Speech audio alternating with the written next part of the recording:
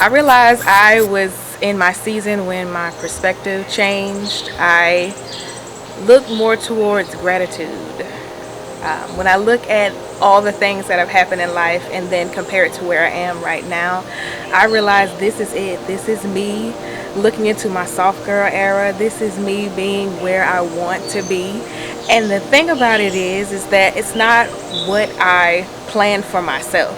So I thought I was checking off boxes, but now I realize that my perspective and my thought process and how I look at things that happen, how I look at things that I cannot control, my gratitude was the turning point for me.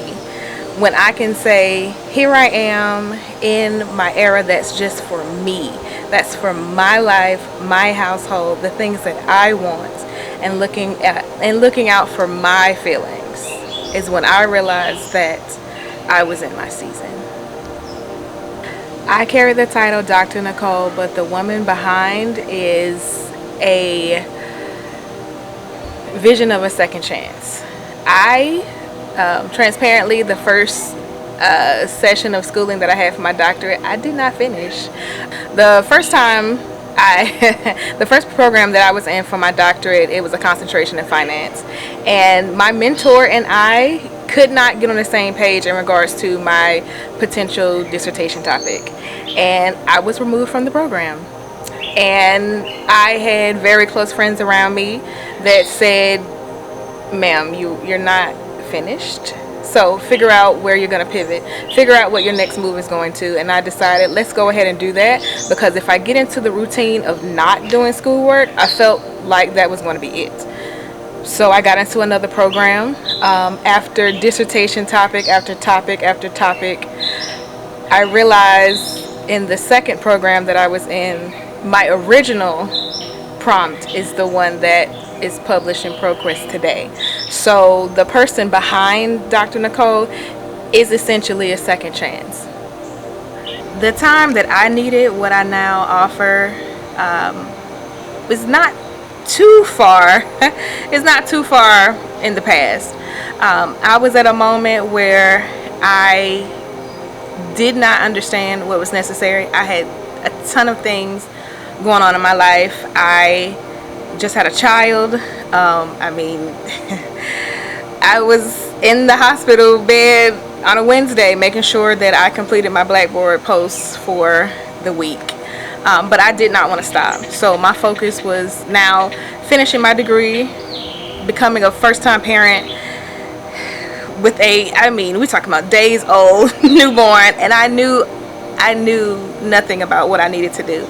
The caring for myself and understanding what I needed as a woman, as someone who needs relaxation, someone who needs to care for herself, that was absolutely something not on my radar.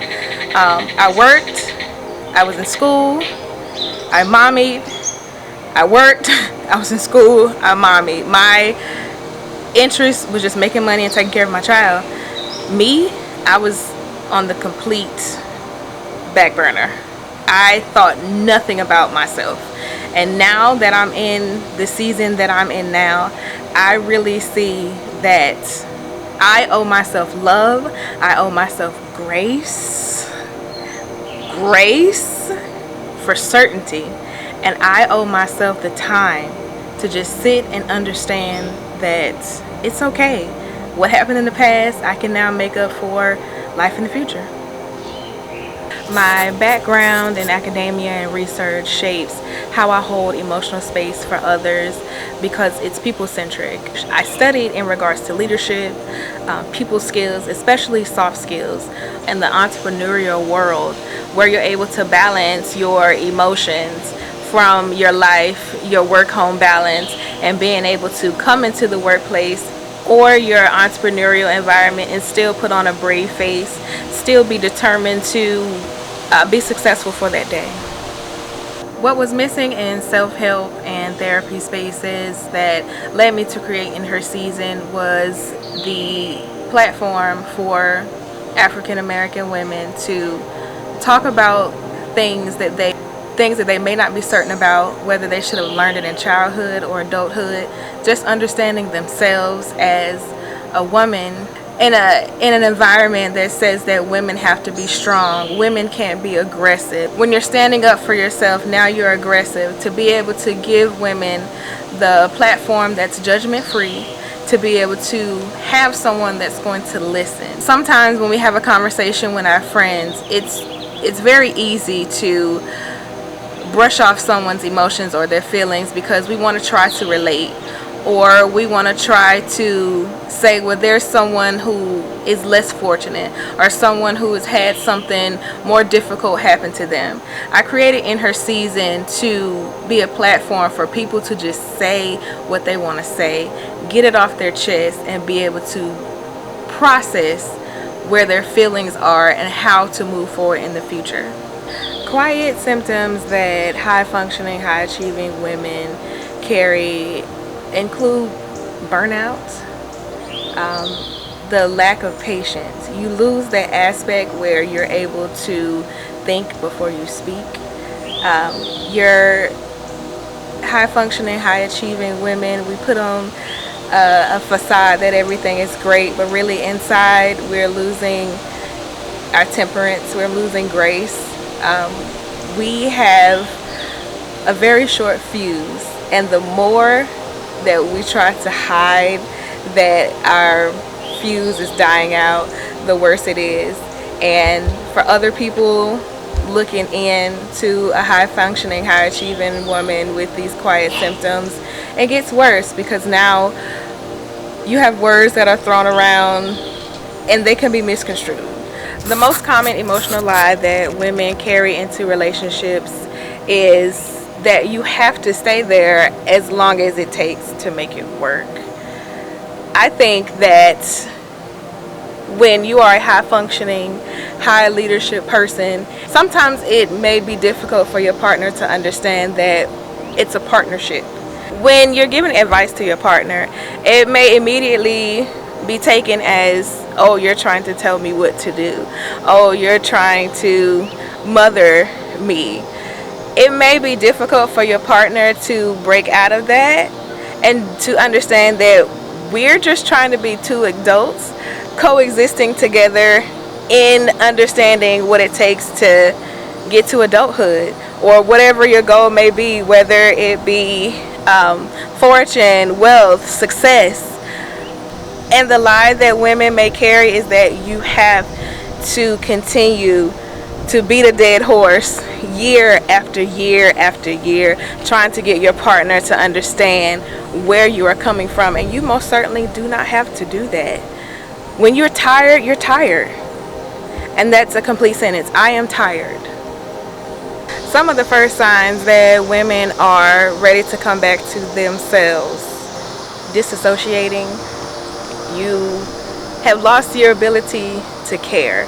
Your partner may tell you, oh, I'm going out, it's Friday night, and your response is, okay, but I'm gonna go out tonight, and there's gonna be ladies there.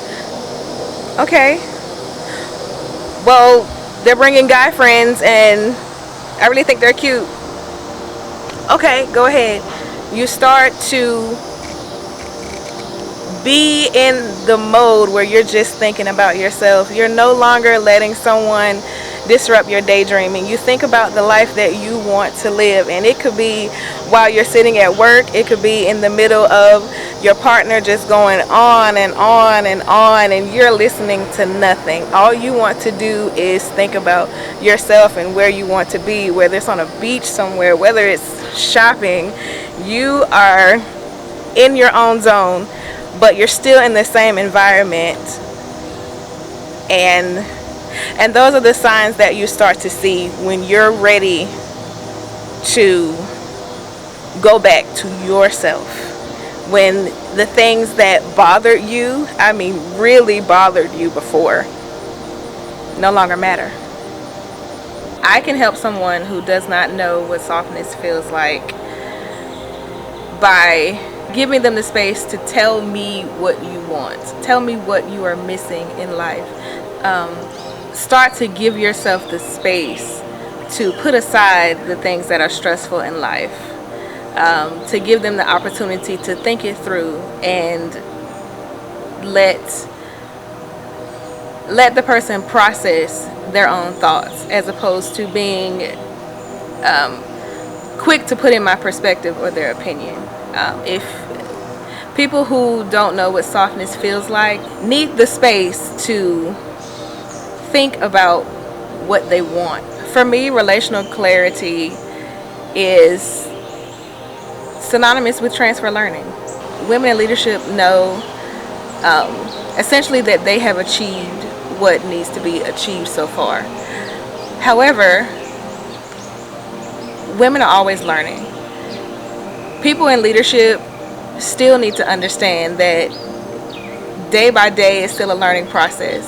You're learning how to cope with new emotions, new terms that are in the environment as you work with people of all ages, all demographics, all aspects of perspective.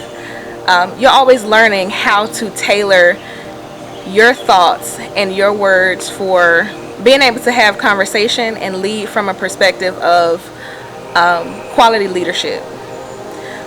Transfer learning is being able to take a situation that may involve feedback and not necessarily looking at it as critique, but being able to pivot to a point where I can see where you're coming from. Healing in real life compared to healing on Instagram. When you are in front of the camera, you have a different persona. You're happy, you're enjoying what you do. But then when the cameras turn off, there's a complete shift. And healing in real life is seeing that shift is diminishing. You can continue to be in that happy space when the cameras aren't there, when you're just in your own world, you're in your PJs and you're not completely dolled up. You're just being yourself, being you. You're enjoying your surroundings, and that's what healing in real life is, versus healing on IG, where you're able to be this person that's giving off a different perspective, where everything is great, everything is peachy. It can continue to be like that in real life, and when you start to heal, you start to notice that I am okay. I'm okay, and the cameras are not on. I am still okay. Emotional luxury is apparent when you're able to just be quiet. You don't have to be that person that always has to get the last word, always be right, always correct someone. Having a baseline and understanding that it's okay to let people just say what they have to say, right, wrong, or indifferent, and you can agree to disagree. You don't have to always give your opinion just because opinions are free. You can always just let people say whatever, think what they need to think, even if your perspective is different. Every conversation isn't an argument. Any conversation, any event, any aspect is not always an opportunity for you to give your opinion or to give someone your advice. You don't always have to be the person that says all the words in the conversation. That's emotional luxury for me, just existing and enjoying people's company quietly, not ready to judge, ready to give your opinion, your perspective. You can just be. That's emotional luxury, just being. I use the term soft often, which has become a trendy term.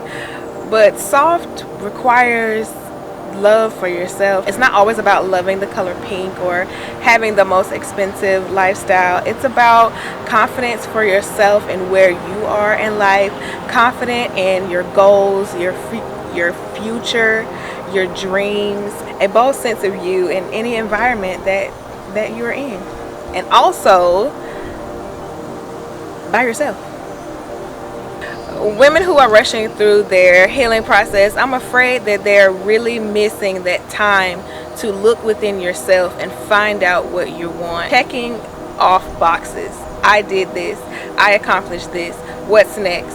Where am I off to next? What's the next place to travel to? What's the next financial threshold goal that I need to make? Are you really thinking about what you need? Are you really thinking about what's best for you and where you are in life? Now that I am in her season, I do as much preparation as possible. I do the things. I do all the things at night so I can have my morning to myself. Ironing clothes, the school prep, making sure bags are ready, because I myself am a bag lady.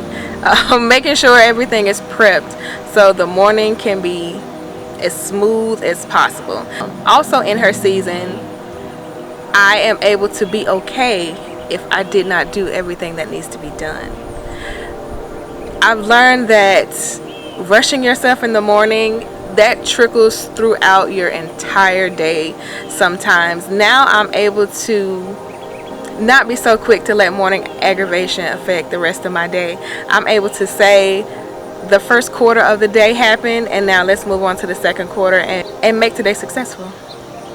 God has influence in her season because I was raised in the church. I did all the things in church: Sunday school, usher, choir on the program. My family is a church-oriented family. I've learned that there is a time for your purpose, there's a time for your season, and it doesn't always come when you want it, but he'll be there. It doesn't always come when you want it, but you'll know when it's time for you to start looking forward to being in her season. A healed relationship is communication. Being in her season also affects my partner and the relationships around me. I am able to communicate and also receive communication. It's not always about saying all the things that you want to say. Sometimes it's about listening. Communication is not just about, talking and getting to the end of your point. Sometimes if you just sit and listen, you may be actually saying the same thing in two different ways. In her season is where we both are learning together as we are building our relationship, as we are getting closer to milestone years in our life. We also know that communication is also just existing with each other in a quiet, calm space, just being together, just being in each other's skin. As a woman who used to push through, and I mean every aspect of life, I was pushing through. Friendships, workplace, relationships. I would tell my younger self, you did it. I would tell my younger self, you did it, you're done. I would tell myself, pushing through is now a thing of the past. You are in her season and it's time for you to enjoy. Sit in the moment. You no longer have to put on a facade that everything is okay, because now everything is actually okay. Period. I want women to walk away after having a conversation about how in your season is relative to them, feeling a sigh of relief. Personally, when I speak to my mentor, I joke that she is my life coach, but I am very much serious. Isha Davis, she is Carnivalista Travel. I'm always able to breathe. I'm able to take in a breath. Now, let's be clear. Our sessions are quite vigorous. It's we have our conversations, we talk, we get to know each other, but we get down to the nitty-gritty of work. It is very intense, and yet when we are done, I still can have a sigh of relief. For me, similar to many high-functioning women, there are a million things running through my mind, and I'm able to utilize the space for clarity, for breakthrough. And that's what I'm looking forward to when other women are ready for In Her Season. When it's all said and done, I want In Her Season to curate a legacy of women who are happy, who are living gracefully, even taking it a step further, women who decide to take their own experience of the ups and downs in life to help other people to start this journey also.